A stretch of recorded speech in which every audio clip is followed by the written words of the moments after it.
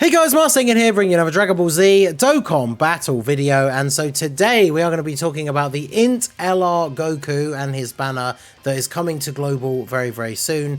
When this video goes up, the banner will be coming out in less than 8 hours. I will of course be streaming at my normal early stream time, and we will be summoning for this guy when he comes out, and that is the purpose of the video, right? To talk about whether or not I think you should summon for this unit.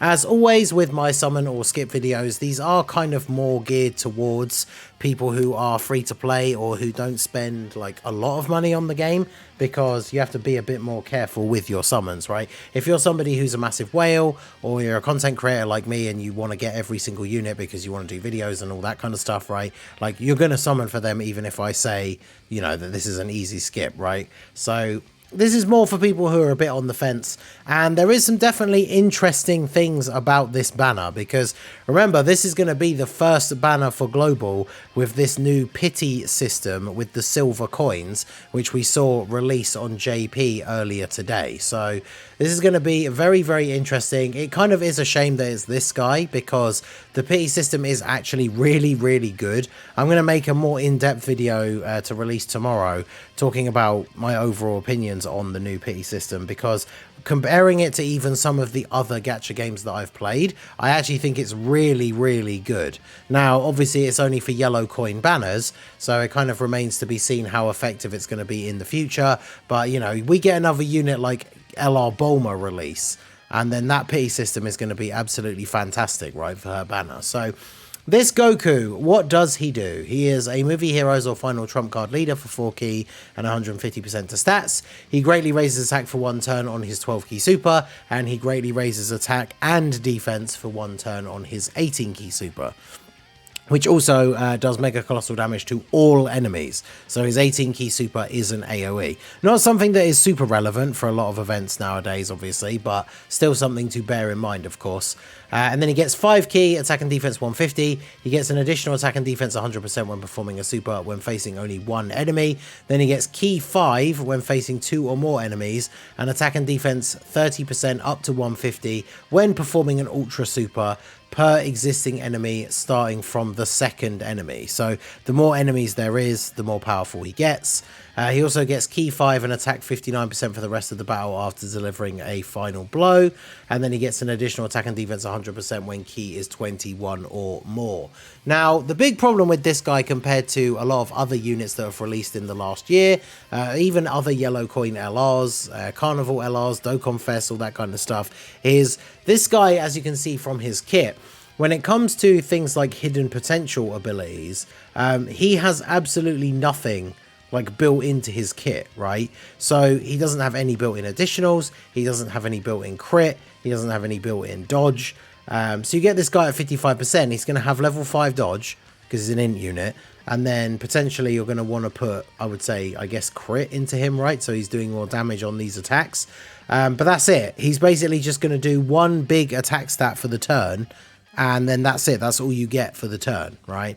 Which, unfortunately, when it comes to like a big premium unit that you're spending money on, you know, spending your stones to summon for, I just don't think that that's really good enough, right? Now, again, another thing, of course, being the meme of how many released during this year, he is a base form Goku, which means he shares the same name with the AGL LR from the anniversary. He shares the same name as the 23rd World Tournament Goku, both of whom are much better units than him. So if you're only going to run one base form Goku on your team, it's not going to be this guy, right? Which is another huge issue. Now, he does have the AoE, so for like the World Tournament, I guess he could be good, but he's no Piccolo Jr., who is by far the best World Tournament unit now. So he just kind of seems like a unit that doesn't really have a huge amount of play. So when we think about all the new difficult content that released for the worldwide celebration, because obviously for global, this guy is releasing post worldwide, none of the new difficult events have multiple enemies. The Cell one is against a tech enemy all the way through. And then the versus Zamasu stage obviously ends with Zamasu and Goku Black, and they are tech. So he could be pretty decent in those 2 stages. But the INT Fusion Zamasu with the AoEs in turn 1, I mean, this guy gets a lot of his attack and defense on super, so he's already going to be in a bit of a shaky situation. And of course, he is a unit that has a final blow mechanic. Now, just like the LR Rose, like if you're able to get it, he's obviously going to be doing even bigger, like juiced up attack stats, which will be super good.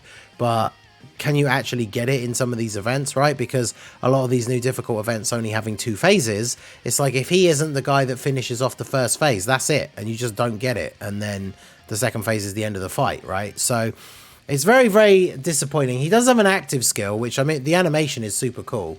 Can be activated when HP is 59% or less starting from the 3rd turn, from the start of battle, or can be activated when facing only 1 enemy starting from the 5th turn. So you can always use it on turn 5, which is cool. And then HP 59% or less starting from turn 3. So something like Super Battle Road, for example, that could be kind of cool. Like turn 3, you're just able to use it straight away, you know, because it's quite easy to lose HP. I mean, to be fair, in the difficult events, it's easy to lose HP in the first 2 turns anyway, right? And then you can always use it on turn 5, which is not bad. It massively raises attack temporarily and does ultimate damage. But even that, like, how many units have we had come out where their active skill is an attack and it gives them like a guaranteed crit? But he doesn't do that even. So, yeah, it's very, very strange that he's just so held back with some of his abilities. Because some of his passive actually seems really good, but he just doesn't have enough, right?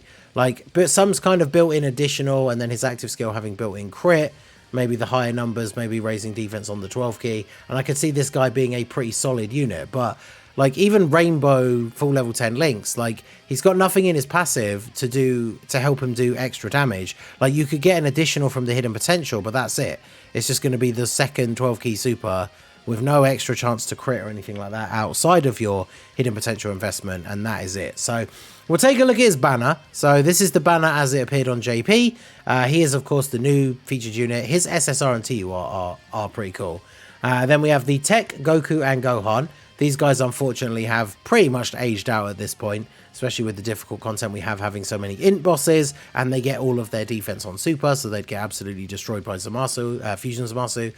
AGL Golden Frieza is still very good, so he's very cool, him being on here. Yajirobe is still a very useful support unit. These guys kind of suck. Android 8 is obviously still very good on the Kid Goku team, and then this guy got his EZA recently in the Turles celebration. He's okay as well. So the banner is not great. Now there are only 7 featured SSRs, which is pretty cool, and that brings us to the new mechanics with the pity coin, and something that I think is going to make a huge difference for this banner. So the first thing we know, even forgetting about the coins, is that when you do 3 multis, the 3rd multi is a guaranteed featured, and that happens 7 times. So you do your 3 multis, and on the 3rd one, you get a guaranteed featured. If you keep going, the 6th one is a guaranteed featured, then the 9th one, so on and so forth. Now, obviously, you could do 3 multis, and you could pull this Goku, because if it's guaranteed featured, you have a 1 in 7 chance of pulling him, which, you know, it's not terrible odds, which is kind of cool. Obviously, 1 in 7 chance of pulling Frieza. Everyone else, I mean, if you're going to summon on this banner, I feel like you're only summoning to get Goku, right? And I guess if you were able to get dupes for Golden Frieza, if you need them, that would be a bonus. But the only reason you're going to summon on this banner is to pull Goku, right? Which, you know, undercuts the whole point of the video. Is like, is this banner worth summoning for? Probably not, considering how good, quote unquote, Goku is in the current meta. But the one thing that does strike me as being pretty great, and like I said, I'll talk about it in more detail in the video tomorrow, but like the pity system is very good. Every time you summon, you are going to get 10 of these silver coins, and you're going to get 10 yellow coins. It's just like the normal, the feature, right? I believe you still get the yellow coins as well. I actually haven't seen anyone say that you don't. I thought you still did. Now, the one thing we know now as well, after all this came out on JP, any of these you have left when the Goku banner goes, these will instantly convert into yellow coins. So you don't lose them, but the silver coins can only be used on the banner for which they came out. So what will happen is when this banner comes out, there's going to be 1 copy of this Goku in the barbershop for 200 silver coins. Now, 200 silver coins is actually insanely generous for what most of us would have expected, right? Because 200 silver coins, that's 20 multis, that is 1,000 stones. Now, if you do the 7 sets of 3 featured, that's 21 multis. So that's actually taking you one multi over what you need for the pity, which I actually never expected, right? When they threw out that info that it was 7 sets of 3, my like most generous guess was that you'd have to do another set of 3 after that. But no, it is literally 1,000. And the thing that we learned with the data download is that you not only get these coins from doing the summons, but you can exchange units for them, just like a normal banner. So it's not going to be saving you tons of stones, because remember, you can only get 3 coins per rainbow SSR that you already have. But remember, we said there's like 20 multis, right, to get the number of coins that you need. Let's say you did 19 multis, right? So 19 multis, that's what, 950 stones. That's going to get you well, actually, I suppose you do need to do, it's going to be less than that, right? Let's say 18, just for us to start us off with, right? So 18 multis, that gets you 180 coins. That means you still need 20 to go. But in 18 multis, what are the chances that you are going to pull a bunch of SSRs that you already have rainbowed? And they're worth 3 coins each. So in 18 multis, you only need to get, what, 7 SSRs that you've already got rainbowed, and there's that extra 20 coins to get you to the pity. So I would imagine for a lot of people, in fact, it's going to be like, let's say 17 multis. You're going to have 170 silver coins out of those 17 multis, because remember, you're getting at a bare minimum on those 17 multis 17 SSRs. If you can trade in 10 of them for coins, there's your 30 extra coins. So 17 multis will get you a guaranteed version of Goku. But that obviously means you have to be in a situation kind of like somebody like me, where, you know, most of the SSRs that I'm going to be pulling from this banner are units that I already have rainbowed. Because again, going back to like the banner lineup, apart from like Yajirobe, I think I have every single SSR here rainbowed, right? So even on the guaranteed featured multi, anyone they give me that isn't Goku or Yajirobe is going to be giving me 3 more silver coins. So there are going to be quite a few people out there that in like 16 or 17 multis, you are just going to be able to get enough coins to get the guaranteed Goku. And remember that that one copy is available in the shop for 200 coins until you buy it or the banner goes. So if you pull Goku just doing the multis and then you realize you're like 10 silver coins away from 200, you can do one more multi and you're getting a guaranteed extra copy of him as well. So that aspect of it is really, really good. If this was a better unit, if this was Bulma, again, as the example, I would be saying like, oh god, like goddamn, summon on this banner, right? But unfortunately, because it is the INT Goku, I just feel like this is a super, super easy skip, which is kind of unfortunate because the new pity system is so good. What I really hope they don't do, which I'm kind of worried about, because games and websites and companies have done this over the years, you know, very routinely, where they'll introduce a new mechanic or a new system, but they'll implement it really, really badly. So the new pity is awesome, but it's for a terrible unit. So then if nobody summons for Goku, then they could turn around and say, oh, well, see, we finally put a pity into the game and it didn't make any difference. Like, nobody summoned anyway, so now we won't bother doing pity for, like, the other banners or whatever, right? So I worry that that would be the case, but obviously I wouldn't say anyone, you know, summon on this banner anyway just to make sure that they keep doing the pity system. But this banner, I think, is an easy skip for most players.